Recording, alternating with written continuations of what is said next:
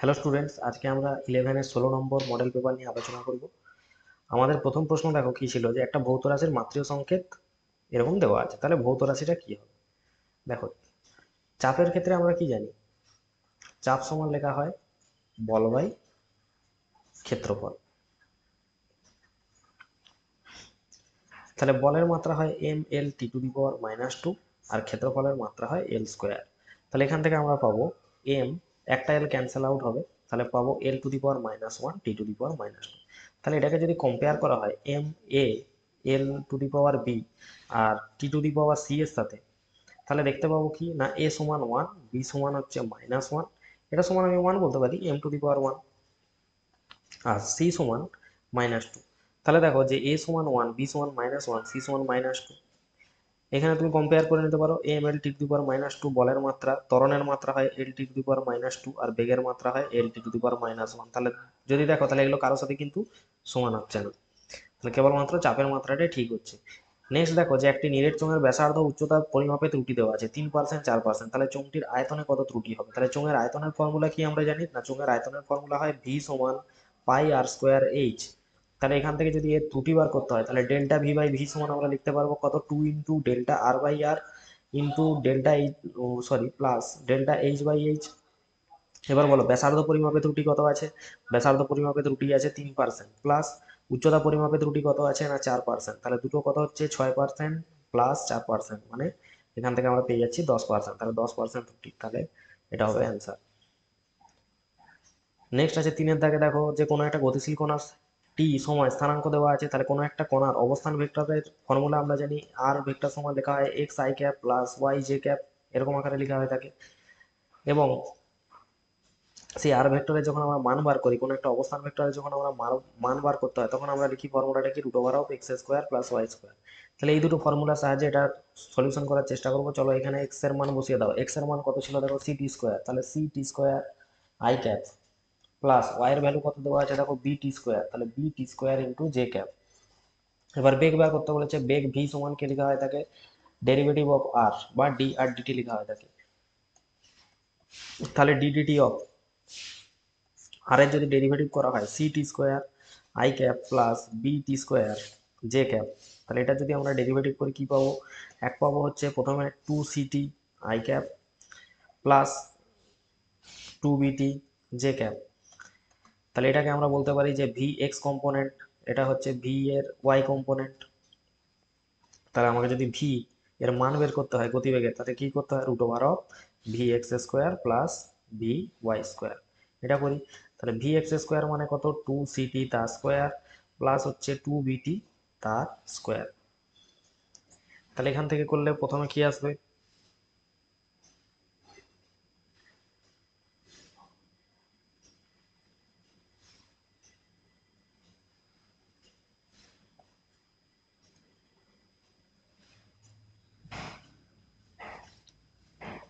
√4c²t² plus এখান থেকে পাবো 4b²t²।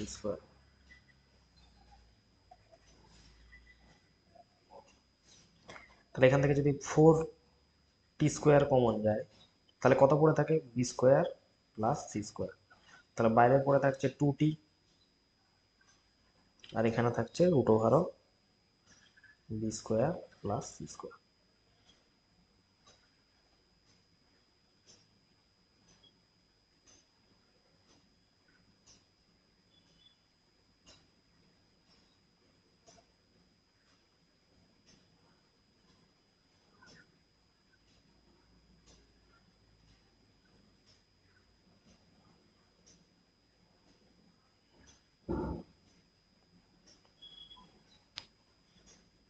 তাহলে এখানে কোন অপশনটা আমরা দাগ দেবো না, 2t c² প্লাস b², এটা হবে সঠিক উত্তর। চারের দাগে দেখো এ আর বি দুটি ভেক্টর রাশি দেওয়া আছে, এ সমান হচ্ছে 2i cap plus 3j cap এবং বি সমান দেওয়া আছে i প্লাস j ক্যাপ। তাহলে বি বরাবর এর উপাংশের মান বের করতে হবে।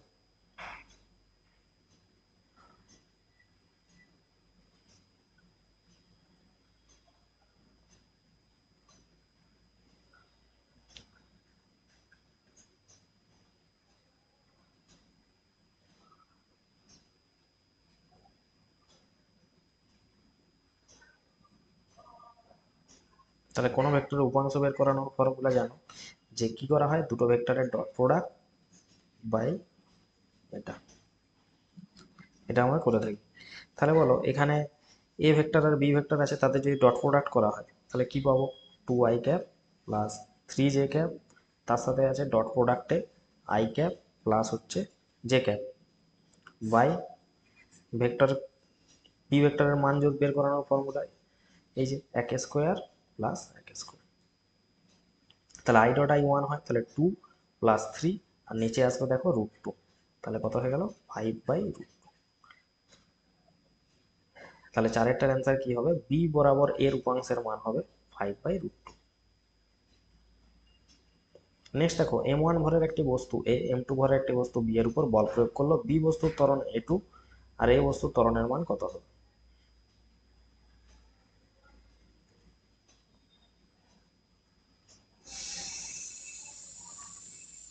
তাহলে দেখো এ বস্তু বি বস্তুর উপর যে বল প্রয়োগ করে তাকে আমরা এফ এবি বলে থাকি, এফ এবি, এ বস্তু বি বস্তুর উপর যে বল প্রয়োগ করলো এফ এবি। এবার তার জন্য কি হবে, বি বস্তুটা একটা ত্বরণ নিয়ে গিয়ে যাবে, তাহলে বি বস্তুর যে ত্বরণটা বলবো সেটা কত, a2। তার মানে আমি এখানে বলতে পারি যে এফ এবি সমান কি লিখতে পারি, m2a2।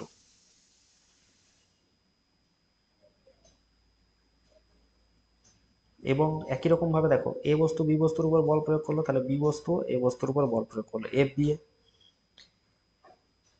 এবার আমরা কি জানি যে ক্রিয়ার প্রতিক্রিয়া কি হয়ে থাকে,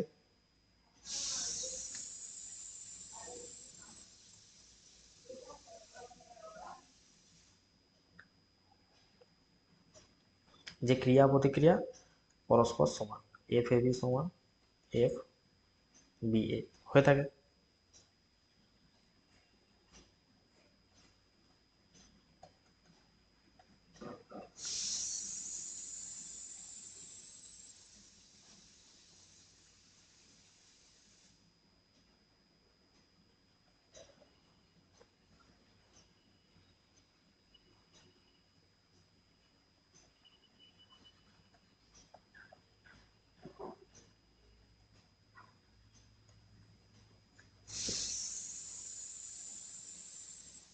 তাহলে এখান থেকে পেয়ে যাবো a1 সমান কি হবে, F B A by m1। তাহলে ত্বরণটা কি হয়ে যাবে, এফ বি এর ভ্যালু কত,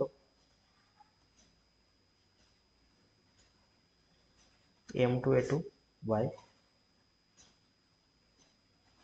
m1 এফ বাই এম। তাহলে এখান থেকে পেয়ে গেলাম,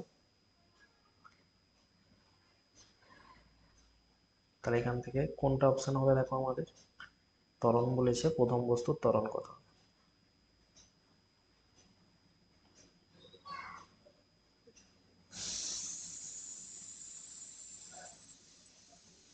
তাহলে এখানে m2/m1 মানে এখানে হয়ে যাবে m2a2/m1, m2a2/m1, তাহলে এটাই হবে অ্যান্সার।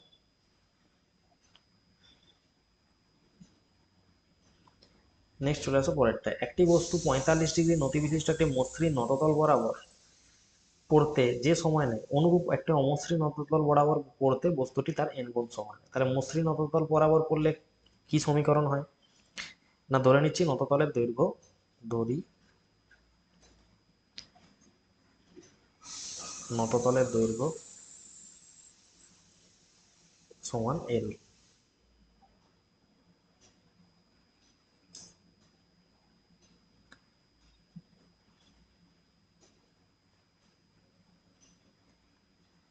নতি থিটা সমান 45। তাহলে যখন সে মসৃণ নততল বরাবর পড়বে, মসৃণ নততল বরাবর পড়বে, তখন ত্বরণ a1 সমান কি লেখা হবে, জি সাইন থিটা,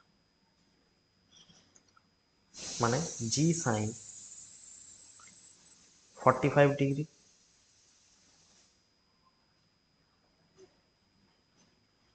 তাহলে সাইন 45 মানে g/√2। এবার আমরা জানি যে এস সমান কি লেখা হয়, ইউটি প্লাস হাফ এ টি স্কোয়ার, এটা লেখা হয়। তাহলে এখানে আমি ধরে নিচ্ছি কি, সে নততলের দৈর্ঘ্য বরাবর পড়বে, তাহলে এখানে অতিক্রান্ত দূরত্বটা কত, এল। এবার প্রথমে সেটা শূন্য ছিল, তাহলে এই পার্টটা জিরো, প্লাস হাফ ত্বরণের জায়গায় কত লিখবো, এই যে এটা g/√2, g/√2 into T square. অমসৃণের ক্ষেত্রে কি হয়, অমসৃণের ক্ষেত্রে, তাহলে মসৃণের ক্ষেত্রে মনে রাখবে a সমান g sin থিটা লেখা।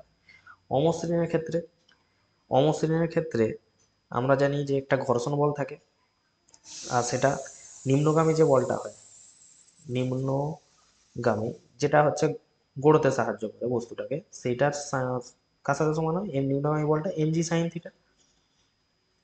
আর লম্ব প্রতিক্রিয়া বলটাকে ব্যালেন্স করে কে, না লম্ব প্রতিক্রিয়া বলটাকে ব্যালেন্স করে ঘর্ষণ গুণাঙ্ক,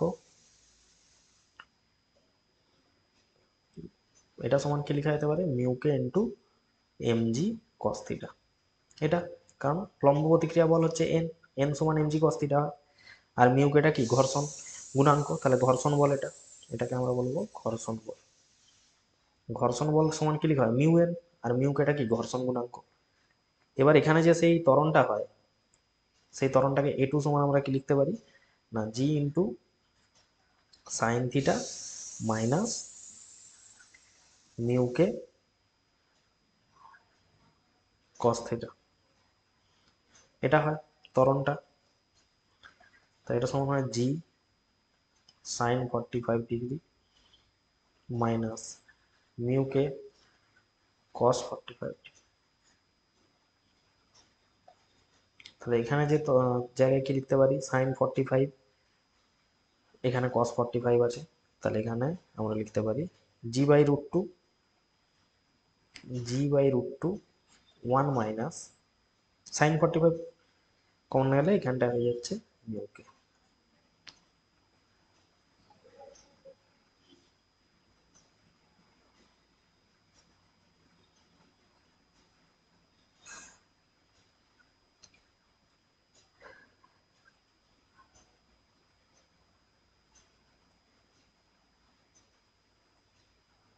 তাহলে এল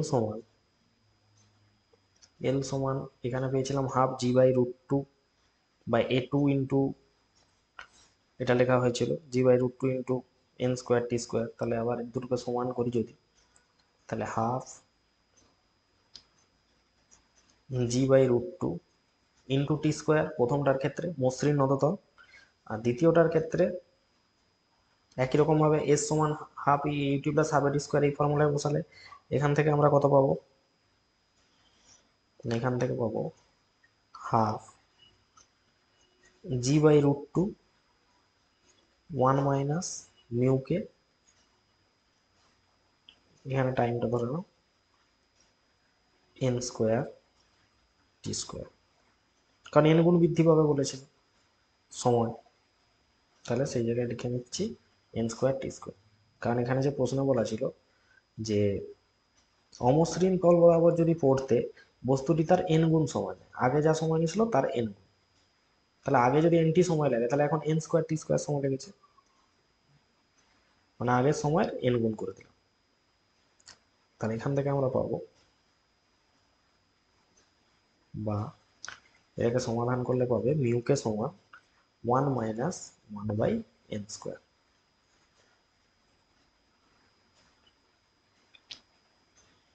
তাহলে এই দুটো ইকুয়েশনকে ইকুয়াল করবে, সমান করবে, টি স্কোয়ার ক্যান্সেল হয়ে যাবে, দিলে তোমরা এখান থেকে পেয়ে যাবে 1 মাইনাস 1/n স্কোয়ার, অর্থাৎ অপশন বি হবে এটা সঠিক উত্তর। নেক্সট বলেছে এম ভরের একটি বস্তু স্থির অবস্থা থেকে টি সময় v1 গতিবেগ লাভ করলো এবং টি এর সঙ্গে তাৎক্ষণিক সরবরাহ করা ক্ষমতা কত হবে, তাহলে 7। তাহলে ধরো যখন একটা বস্তু স্থির অবস্থা থেকে যাত্রা শুরু করে, তাহলে t1 সময় সে v1 বেগ লাভ করে, তাহলে ত্বরণ এ সমান আমরা কি লিখতে পারি, v1 মাইনাস 0/t1, মানে হয়ে যাচ্ছে কত, v1/t1। এফ সমান কি লেখা হয়, এম ইন্টু এ, তাহলে এম ইন্টু ত্বরণ কি হয়, v1/t1।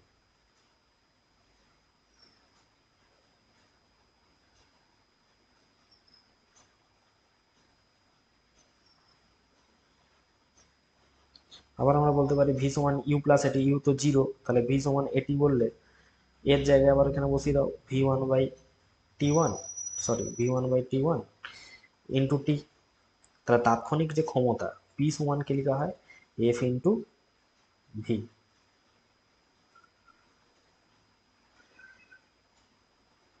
এটা হচ্ছে আমাদের যে কোনো মুহূর্তে বস্তুর বেগ, যে কোনো মুহূর্তে বস্তুর বেগ। তাহলে এফ ইন্টু ভি, বা এফ কত পেয়েছিলাম দেখো এখানে m v one by t one into v কত পেলাম v one t by t one. তাহলে এখান থেকে হয়ে যাচ্ছে আমাদের m v one square by t one square into t.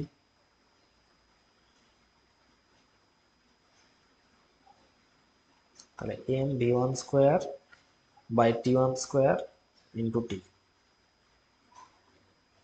Next বলেছে সংরক্ষী বলের বৈশিষ্ট্য কি। তাহলে এখানে কোনটা হবে সংরক্ষী বলের বৈশিষ্ট্য, না সাতের দাগ সংরক্ষী বলের বৈশিষ্ট্য। তাহলে সংরক্ষী বলের বৈশিষ্ট্য সবগুলোই ঠিক। তাহলে রৈখিক ভরবেগ সংরক্ষিত থাকবে, মোট শক্তি সংরক্ষিত থাকবে, কৌণিক ভরবেগ সংরক্ষিত থাকবে। তাহলে এগুলো সবগুলোই সঠিক হবে। নেক্সট আছে 6 কেজি 4 কেজি ভরের দুটি বস্তুর বেগ দেওয়া আছে, তাহলে ভরকেন্দ্রের বেগ কত হবে। তাহলে বলো ভরকেন্দ্রের বেগ বের করানোর ফর্মুলা কি ছিল, না ভরকেন্দ্রের বেগ বের করানোর ফর্মুলা ছিল যে ভি সেন্টার অফ মাস সমান M one V one plus M two V two by M one plus M two. তাহলে এটার সাথে যদি করা হয় তাহলে মাস প্রথমটা ছিল 6 কেজি, তার সাথে বেগ 5 i cap 2j cap plus 10 k cap plus 4 × 10 i cap minus 2j cap plus 5 k cap.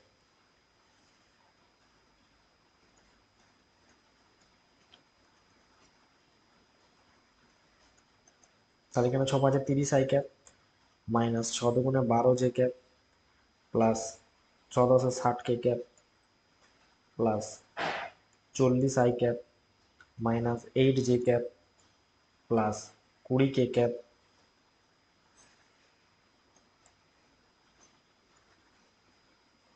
তাহলে এখানে কত হচ্ছে 30 আর 40 70 minus 12 minus 8 minus 20 j cap plus 80 k cap. তাহলে 10 দিয়ে ভাগ করে দাও 7 i cap minus 2 j cap plus 8 k cap. তাহলে 7 i cap minus 2 j cap plus 8 k cap.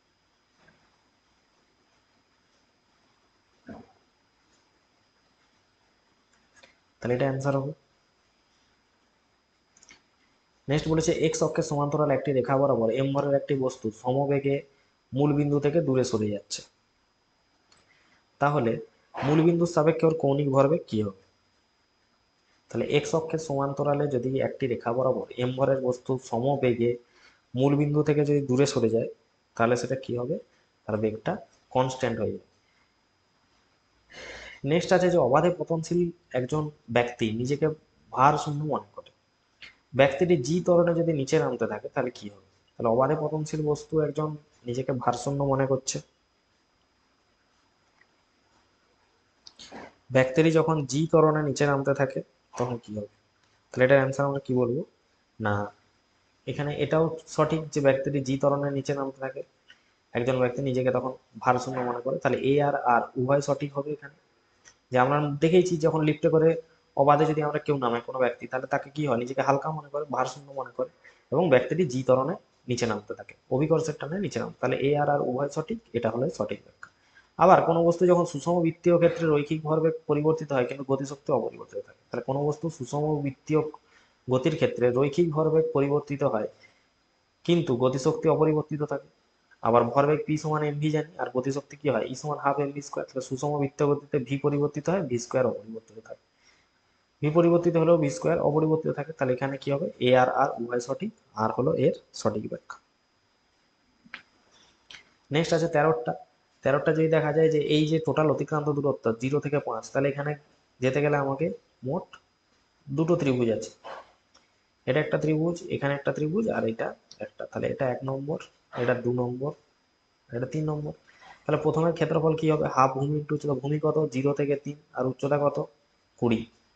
তাহলে প্রথম ত্রিভুজের জন্য কত আসছে, হাফ, ভূমি কত 3, আর উচ্চতা কত 20, প্লাস তারপরে ত্রিভুজটা দেখো, ভূমি 3 থেকে 4, মানে 1, হাফ ভূমি, উচ্চতা কত আছে দেখো 20, প্লাস এটা একটা চতুর্ভুজ, তাহলে চতুর্ভুজের ভূমি কত, 4 থেকে 5 1, আর এটা 10। তাহলে দৈর্ঘ্য গুণিত প্রস্থ, তাহলে 1 গুণিত 10, তাহলে মোট কত হচ্ছে হিসাব করে নাও, 2 10 20 মানে 30, প্লাস 2 10 20 তাহলে 10, প্লাস এটা হয়ে গেল 10। তাহলে মোট কত হবে, 50 মিটার। দেখো এটা আমরা নেগেটিভ নিব কখন, যখন এটা সরণ হবে, কিন্তু এখানে অতিক্রান্ত দূরত্ব তো কখনো নেগেটিভ হতে পারে না, ঋণাত্মক তো হতে পারে না।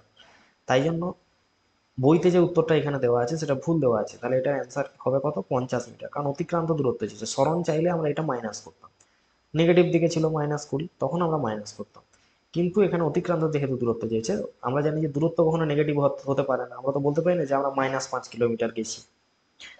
তাহলে সেই হিসাবে এটার অ্যান্সার কিন্তু 50 মিটার হবে। নেক্সট বলেছে যে কোন লেখচিত্রটি একমাত্রিক গতি নির্দেশ করে না। তাহলে বুঝতে পারছো যে এখানে সি লেখচিত্রটা কোনো একমাত্রিক গতিকে নির্দেশ করে না। বাকি এটা একটা একমাত্রিক গতি, এটাও একমাত্রিক গতি, এটাও একমাত্রিক গতি, কিন্তু এটা কোনো একমাত্রিক গতি, এখানে সার্কেল হয়ে গেছে একটা।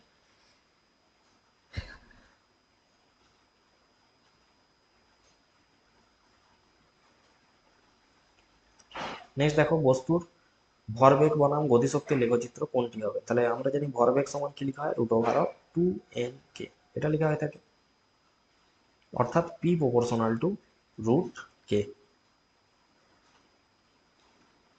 তাহলে এখানে কোন অপশনটা হবে, তাহলে √k যেহেতু দেখতে পাচ্ছ, তাহলে এর সাথে এরকম ভাবে পরিবর্তিত হবে। তাহলে √k এর সাথে যদি হয়, তাহলে অপশন ডি হবে এটা সঠিক উত্তর। তাহলে পরাবৃত্তের মতো হবে ইকুয়েশনটা, তাহলে এটা একটা পরাবৃত্তের সমীকরণ বলতে পারি।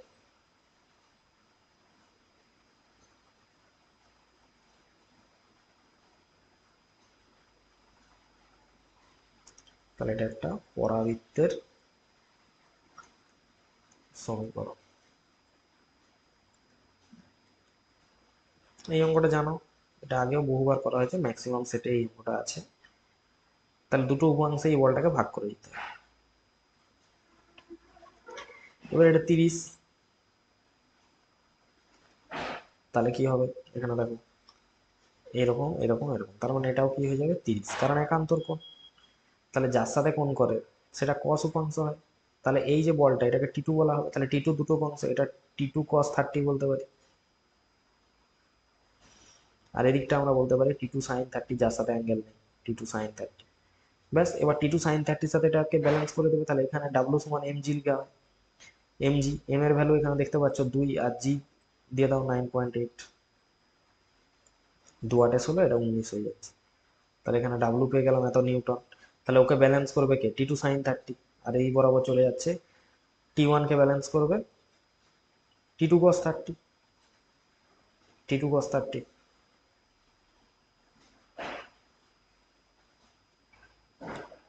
আর টি2 sin 30 কে ব্যালেন্স করবে, টি2 sin 30 কে ব্যালেন্স করবে এই যে ডাব্লু সমান mg, মানে 19.6।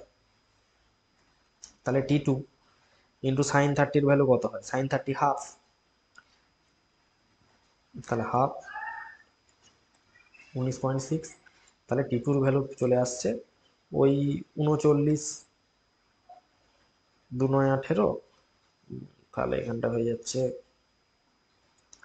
2 দিয়ে গুণ করলে 2 6 12, তাহলে এত নিউটন, এটা টি2 হয়ে যাচ্ছে। তাহলে টি1 সমান কি হয়, টি2 cos 30, তাহলে টি1 আসবে টি2 ভ্যালু মানে 39.2 ইন্টু cos 30 মানে √3/2, তাহলে এটা থেকে কাটলো, তাহলে 19.6 হয়ে গেল।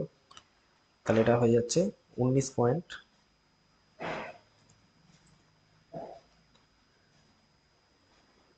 ও আচ্ছা, এখানে তো কেজি ওয়েট বলে দেওয়াই আছে, তাহলে এখানে তো অভিকর্ষ ত্বরণ আমরা গুণ করতে পারবো না, একটু ভুল হয়েছে।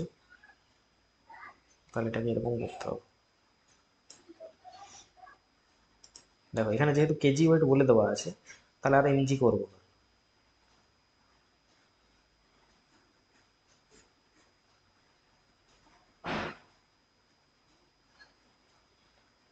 তাহলে এটা আমরা করব যে T2 sin 30 এটা সমান সিম্পল ডাব্লু। তাহলে T2 ইন্টু হাফ, আর এদিকে 2 আছে, 2 কেজি ওয়েট, তাহলে T2 সমান কত হয়ে গেল, 4 কেজি ওয়েট, 4 কেজি ওয়েট। আর এবার T1টা কার সাথে সমান হয়,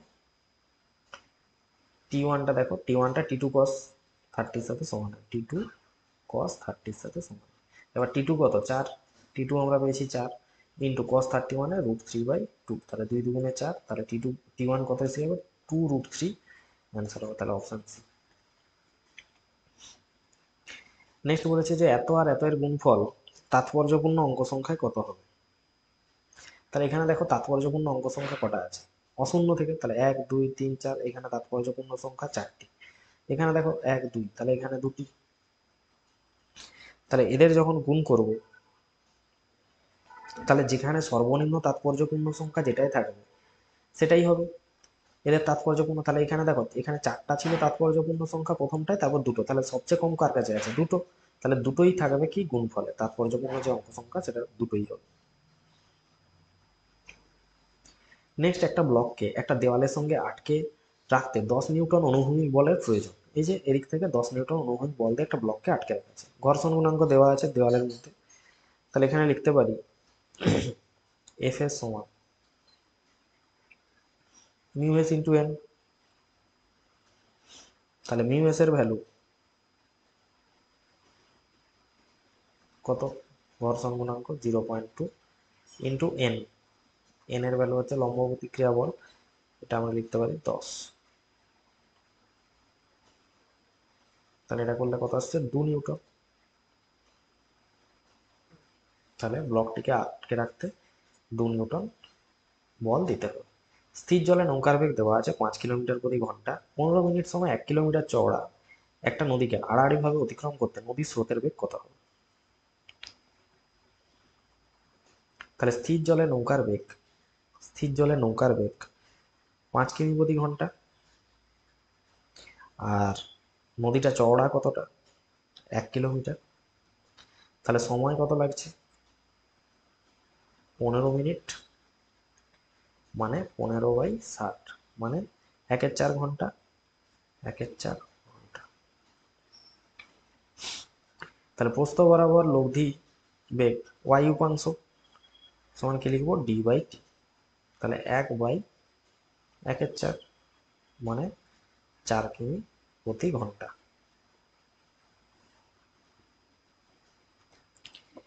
তাহলে এখানে আমরা বলতে পারি যে VB² সমান কি হবে, না তার ভি ওয়াই বরাবর উপাংশ, আর নদীর স্রোতের বেগ VR², এটাকে বলবো স্রোতের বেগ,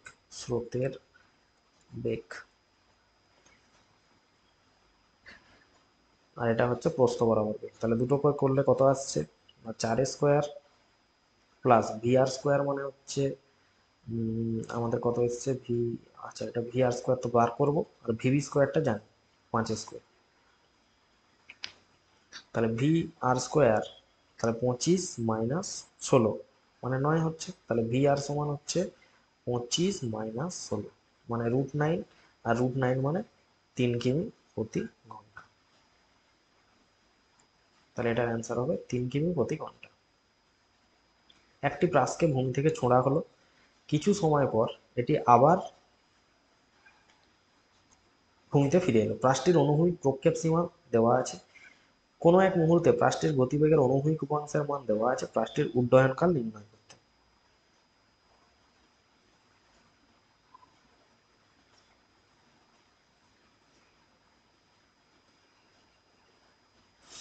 তাহলে অনুভূমিক প্রক্ষেপ সীমা আর সমান দেওয়া আছে কত, 175। আর গতিবেগের অনুভূমিক উপাংশ 25 মিটার/সেকেন্ড। তাহলে উড্ডয়নকাল টি নির্ণয় করতে হবে। তাহলে আর সমান কি লেখা হয়, বা এস সমান ভিটি, ওই ফর্মুলা অনুযায়ী তো বলতে পারি যে এটার এক্স কম্পোনেন্ট ইন্টু টাইম, টি মানে উড্ডয়নকাল। তাহলে টি সমান কত পাবো, টি সমান পাবো আর বাই ভি এক্স। আর কত, 175, আর এটা হচ্ছে 25, তাহলে 7 দিয়ে যাবে, তাহলে 7 সেকেন্ড সময় হবে। তাহলে এটার অ্যান্সার আমরা বলবো 7 সেকেন্ড।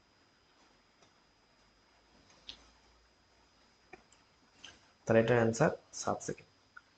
নেক্সট হচ্ছে যে স্থির অবস্থা থেকে এত মিটার/সেকেন্ড স্কোয়ার ত্বরণ সহ গতিশীল একটি ট্রেনের দরজা থেকে 9 মিটার দূরে দাঁড়িয়ে আছে। লোকটি দৌড়াতে শুরু করলো, 3 সেকেন্ড পর ট্রেনটাকে ধরলো। তাহলে লোকটির ত্বরণ কত? তাহলে প্রথমে ট্রেনের ত্বরণ লিখে নিচ্ছি। ট্রেনের ত্বরণ এটি দিয়ে প্রকাশ করছি। ট্রেনের ত্বরণ 2 মিটার/সেকেন্ড স্কোয়ার। ব্যক্তি ও দরজা, ট্রেনের যে দরজা তার ডিস্টেন্সটা কত, 9 মিটার। সময় টি কত, 3 সেকেন্ড। এবার দুজনেই কি হচ্ছে, ট্রেন আর ব্যক্তি উভয় কিন্তু স্থির অবস্থা থেকে শুরু করছে। তাহলে এস টি ট্রেনের ক্ষেত্রে অতিক্রান্ত দূরত্ব কি বলবো, ইউটি প্লাস, এটা ট্রেনের জন্য, ট্রেনের অতিক্রান্ত দূরত্ব বার করছি, ইউটি প্লাস হাফ এটি স্কোয়ার, বা এসটি সমান এটা কত, 0 প্লাস হাফ ইন্টু, এটা কত ছিল ত্বরণ ট্রেনের 2, আর টি স্কোয়ারের ভ্যালু 3। তাহলে এখান থেকে কত আসছে, 9 মিটার। এবার ব্যক্তি দ্বারা অতিক্রান্ত দূরত্ব, ব্যক্তি দ্বারা অতিক্রান্ত দূরত্ব,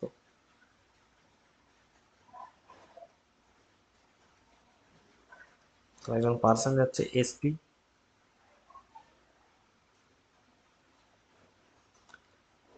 তাহলে ব্যক্তি দ্বারা অতিক্রান্ত দূরত্ব কি হবে না, ট্রেনের দূরত্ব প্লাস ট্রেন দ্বারা অতিক্রান্ত দূরত্ব মানে প্রাথমিক দূরত্ব, তাহলে সে 9 মিটার প্লাস ট্রেন দ্বারা অতিক্রান্ত দূরত্ব, তাহলে 9 + 9 মানে হয়ে গেল 18 মিটার।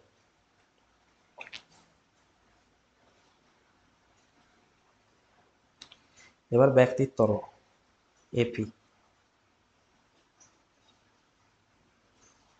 ব্যক্তির ত্বরণ এপি আমাদের নির্ণয় করতে হবে। তাহলে এখানে এসপি সমান কি লিখতে পারি, প্রাথমিক বেগ ইন্টু হাফ এটি স্কোয়ার, তাহলে 18 মিটার সমান এটা কত হবে, 0 × 3 plus half into AP into 3 square. তাহলে এখান থেকে এপি সমান আসছে 3 3 9, 9/2, তাহলে 36/9, তাহলে কত হচ্ছে 4। তাহলে 4 মিটার/সেকেন্ড স্কোয়ার হয়ে যাবে ত্বরণ, ব্যক্তির ত্বরণ হয়ে যাবে 4 মিটার/সেকেন্ড স্কোয়ার। আচ্ছা এখানটা মনে রাখবে ফর্মুলাটা, যে ব্যক্তি দ্বারা অতিক্রান্ত দূরত্ব সমান ট্রেনের প্রাথমিক দূরত্ব, তার সাথে অ্যাড করা হবে ট্রেন দ্বারা অতিক্রান্ত দূরত্ব প্লাস ট্রেন দ্বারা অতিক্রান্ত দূরত্ব দিয়ে এটা করা হবে। তাহলে এসপি মানে অতিক্রান্ত দূরত্ব সমান ট্রেন দ্বারা প্রাথমিক দূরত্ব আর ট্রেন দ্বারা অতিক্রান্ত দূরত্ব।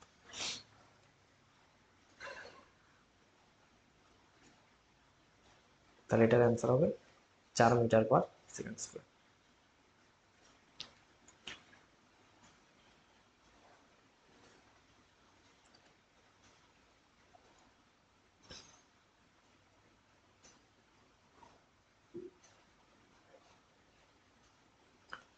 পরে দেখো একটা অনুচ্ছেদের মধ্যে দেওয়া আছে যে যখন কোনো কণা অসম গতিতে অসম গতিতে থাকে তখন তার অবস্থান সময়ের সাথে ক্রমাগত পরিবর্তিত হতে থাকে এবং সময়ের সঙ্গে কণার অবস্থান পরিবর্তন কত দ্রুত হচ্ছে সেটা কোন দিক বরাবর হচ্ছে সেটা গড়বেগ দ্বারা পরিমাপ করা হয়। কণার সরণ ডেল্টা এক্স কে সময় অবকাশ ডেল্টা টি দিয়ে যদি ভাগ করা হয় তাহলে কণার গড়গতিবেগ পাওয়া যায়। তাহলে এখানে বলেছে যে কণার গড়গতিবেগ মানে কি, তাহলে ডেল্টা এক্স বা ডেল্টা টি বলেই দেওয়া আছে যে ডেল্টা এক্স কে ডেল্টা টি দিয়ে ভাগ করলে আমরা গড়গতিবেগ পাবো। তাহলে এটা কেন, প্রথমটা বলেছে যে একটি গাড়ি প্রথম 10 মিনিটে 20 কিলোমিটার প্রতি ঘন্টা বেগে এবং তারপরে 20 মিনিটে এত কিমি প্রতি ঘন্টা বেগে চললে পুরো যাত্রার গড় দ্রুতি কত হবে। তাহলে এটা বের করানোর ফর্মুলা কি, এটা আমরা করব 22। তাহলে গড় দ্রুতি মানে কি না, গড় দ্রুতি মানে হয় টোটাল যে ডিস্টেন্স মানে মোট অতিক্রান্ত দূরত্ব বাই মোট সময়, এটা হচ্ছে ফর্মুলা। তাহলে প্রথমে T1 ছিল কত, 10 মিনিট, ঘন্টায় কনভার্ট করলে 10/60 মানে হয়ে যাচ্ছে 1/6 ঘন্টা। প্রথমে বেগ V1 সমান 20 কিমি প্রতি ঘন্টা, তাহলে অতিক্রান্ত দূরত্ব কত হয়, এস সমান ভিটি, এস সমান V1 into T1, V1 into T1 করে দাও, তাহলে 20 ইন্টু 1/6 করলে কত আসবে, 10/3 কিলোমিটার। নেক্সট দ্বিতীয় ক্ষেত্রে T2 দেওয়া আছে 20 মিনিট, 20 মিনিট মানে হচ্ছে 20/60 মানে 1/3 ঘন্টা। দ্রুতি V2 মানে 30 কিমি প্রতি ঘন্টা, তাহলে দূরত্ব, তাহলে এটা S1 ধরে নাও, এটা S2, S2 সমান কি হবে V2 ইন্টু T2, তাহলে 30 ইন্টু 1/3 মানে 10 কিমি। তাহলে টোটাল ডিস্টেন্স কত বলতে পারি, ডি সমান S1 প্লাস S2 করলে কত আসবে না 10/3 প্লাস 10 করলে হয়ে যাবে 30, 40, 40/3 কিমি। আর টোটাল টাইম যদি বলতে যাই তাহলে T1 প্লাস T2 মানে 1/6 প্লাস 1/3, তাহলে এটা করলে আসবে হাফ। তাহলে গড় দ্রুতি কত হবে, ভি অ্যাভারেজ, তাহলে দূরত্ব 40/3/হাফ, এটা করলে এসে যাবে আমাদের 80/3 মানে প্রায় 26.6 অ্যাপ্রক্সিমেটলি এত কিলোমিটার পার আওয়ার বলতে পারি। তাহলে 26.66 একটা অপশন দেখা যাচ্ছে। নেক্সট একটা গাড়ি এ থেকে বিতে ভি ইউ সুষম বেগ নিয়ে আবার এতে ফিরে আসে ভিডি বেগ নিয়ে, তাহলে যাত্রাপথের গড় দ্রুতি। তাহলে এটা বের করানোর ফর্মুলা একই রকম ভাবে মনে রাখবে, গড় দ্রুতি বের করানোর formula 2VD VU by VD plus VU লেখা হয়ে থাকে। নেক্সট দেখো, দুটি বস্তুর ভিটি লেখচিত্র সময়াক্ষের সঙ্গে 30 ডিগ্রি এবং 45 ডিগ্রি কোণ উৎপন্ন করে। তাহলে মনে রাখবে যে ভিটি লেখচিত্রের যে নতি যেটা হয় সেটাই কাকে নির্দেশ করবে, ত্বরণকে। তাহলে এখানে tan30 সমান, নতি মানে কি tan30 ভ্যালু কত 1/√3 আর tan45 হচ্ছে 1, তাহলে এদের অনুপাত করলে কত আসছে tan30 আর tan45,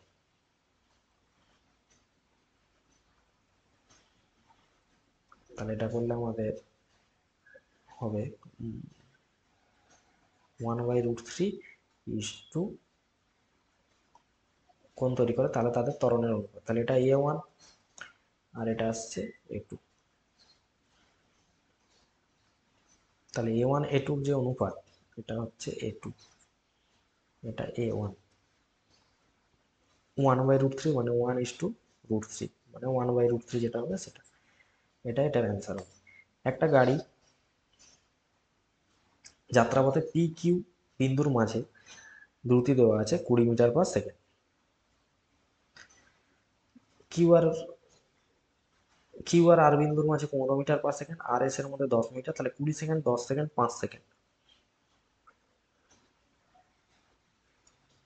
সময়। তাহলে পি আর এস এর মধ্যে গড় দ্রুতি কত হবে? তাহলে চলো পি থেকে কিউ এটার মধ্যে ডিস্টেন্স কত?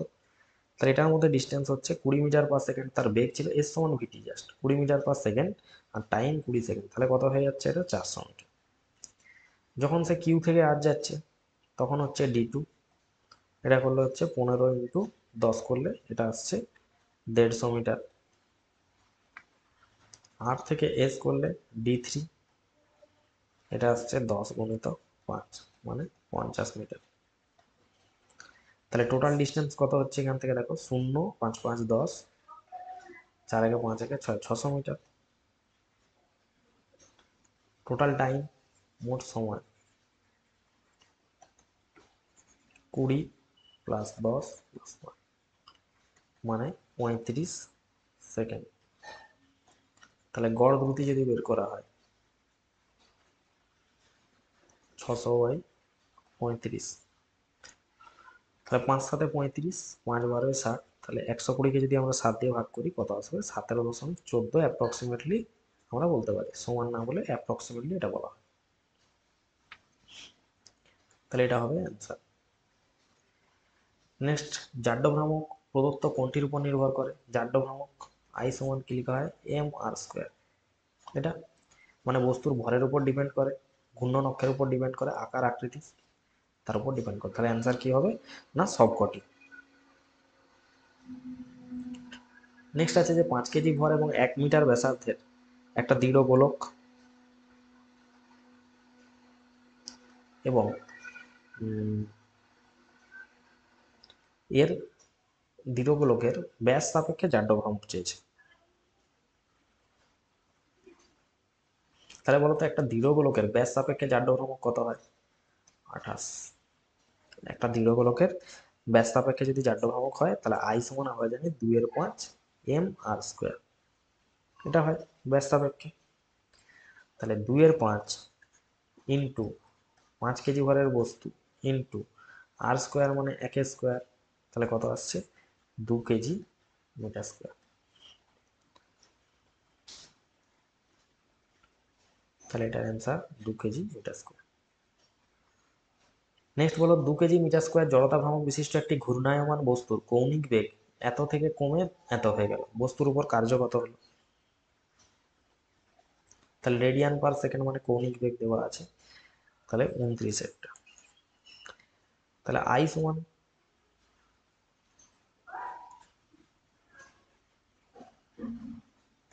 কত পেয়েছি? 2 কেজি মিটার স্কোয়ার। ওমেগা 1 কত? 4 রেডিয়ান/সেকেন্ড। ওমেগা 2 কত? 2 রেডিয়ান/সেকেন্ড। এবার জড়তা ভ্রামক বা আমরা বলতে পারি যে কৌণিক গতিশক্তি, কৌণিক রৈখিকের ক্ষেত্রে আমরা জানি কত হয়? 1/2 mv²। তাহলে কৌণিকের ক্ষেত্রে কি হবে? কে সমান 1/2 I ওমেগা², যেটাকে আমরা আবর্ত গতিশক্তি বলতে পারি। তাহলে প্রথম ক্ষেত্রে কত হবে? k1 সমান 1/2 I ওমেগা 1²। তাহলে এখানে বলো 1/2 I কত? 2, ওমেগা 1 কত আছে? 4, তাহলে 16 জুল। আর অন্তিম গতিশক্তি কত হবে? 1/2 I ওমেগা 2²। 1/2 × 2 ওমেগা 2² মানে 2², তাহলে 4 জুল। তাহলে এখানে কৃতকার্য কার্য শক্তির উপপাদ্যে পড়েছি যে গতিশক্তির যে পরিবর্তন সেটাই হচ্ছে কার্যের রূপান্তর। কার্য সমান কি হবে? গতিশক্তির পরিবর্তন মানে k2 - k1 করলে অ্যান্সার চলে আসবে। তাহলে এটা 4 ছিল আর এটা ছিল 16, তাহলে মাইনাস করলে কত আসবে? -12 জুল। তাহলে এটার অ্যান্সার কি হবে? -12 জুল।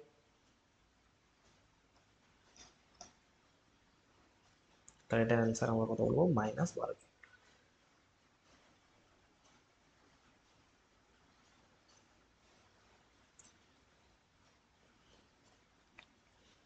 এবার বলেছে 1 কেজি ভর আর এত মিটার ব্যাসার্ধের একটি দৃঢ় গোলক একটি অনুভূমিক মেঝেতে না পিছলে এত বেগে সরলরেখা বরাবর গড়িয়ে পড়ছে। তাহলে না পিছলে গড়িয়ে পড়ছে, তাহলে তার গোলকটির গতিশক্তি মানে না পিছলে যদি গড়িয়ে পড়ে তাহলে তার রোটেশনাল মোশন আছে আর ট্রান্সলেশনাল মোশন আছে। তাহলে না পিছলে যদি গড়িয়ে পড়ে, আগে কি কি দেওয়া আছে লিখে নাও। এম সমান ভর দেওয়া আছে 1 কেজি, ব্যাসার্ধ আর সমান 0.5 মিটার, আর রৈখিক বেগ যেটা দেওয়া আছে সেটা হচ্ছে ভি, 1 মিটার/সেকেন্ড।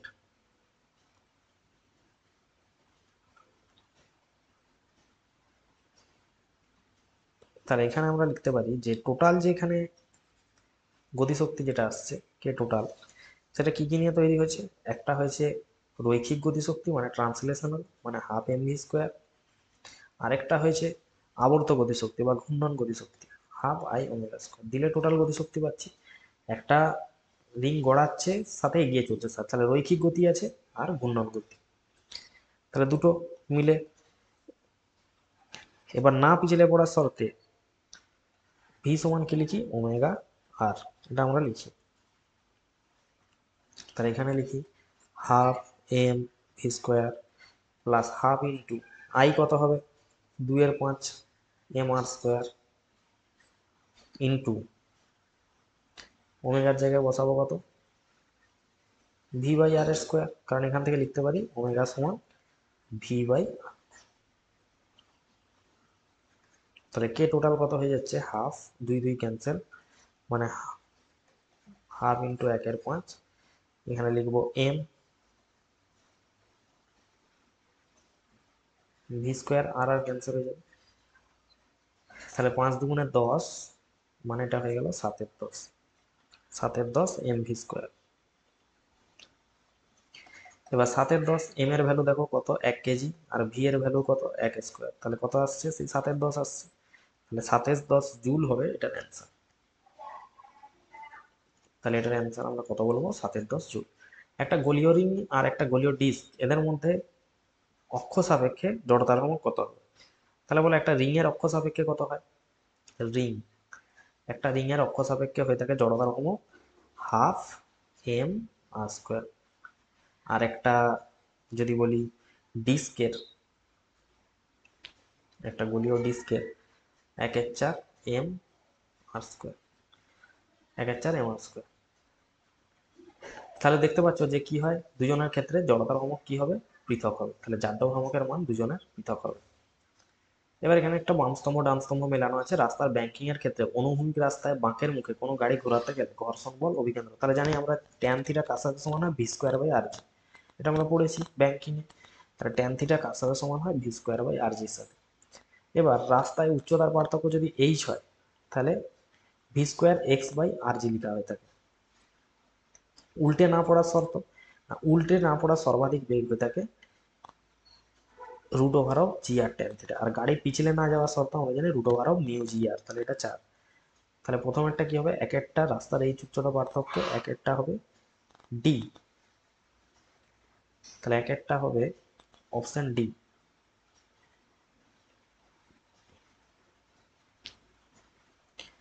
দুয়েরটা কি হবে, দুয়েরটা ট্যান থিটা কার সাথে সমান হয় সি এর সাথে, মানে V square by R G, tan theta সমান হবে C, V square by R G.